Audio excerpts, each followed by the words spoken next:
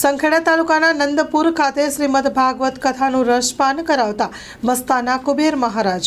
ડભોઈ તાલુકો, તિલકવાડા તાલુકો અને સંખેડા તાલુકાના અલગ અલગ ગામડાઓમાંથી મોટી સંખ્યામાં ભક્તો કથાનું શ્રવણ કરવા માટે આવે છે. કુબેર મસ્તાના મારા દ્વારા લોકભોગી ભાષામાં સુંદર કથાનું વર્ણન કરવામાં આવ્યું છે. દક્ષિણામાં લોકો પાસે એક જ માંગ્યું, લોકો વ્યસન મુક્ત બને અને ધર્મપરાયણ થાય અને હિન્દુ ધર્મ સનાતન ધર્મનું સ્થાન થાય.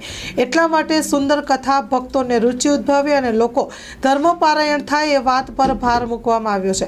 સમાજના દરેક ક્ષેત્રમાં કામ કરતા લોકો, પછી કલાકાર હોય કે સંગીતકાર હોય, કોઈ ચિત્રકાર હોય કે ડૉક્ટર હોય કે એન્જિનિયર હોય, કોઈ પણ વ્યવસાય સાથે જોડાયેલા હોય કે શિક્ષક હોય કે વકીલ હોય, સમાજના કોઈ પણ ક્ષેત્રમાં કામ કરતા લોકો મનમાં એક જ વાત ધ્યાનમાં રાખવી જોઈએ કે ધર્મ રક્ષતિ રક્ષિતાઃ.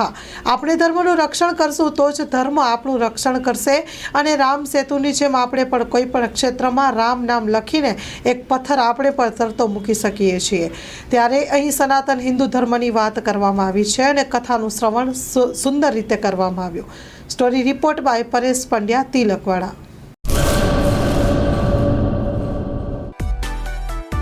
માં motor driving, safe and sure driving. Driving એ શોખ સાથે આપની મોટી જવાબદારી પણ છે. અમારા ઇન્સ્ટ્રક્ટર દ્વારા સચોટ અને સરળ માર્ગદર્શન.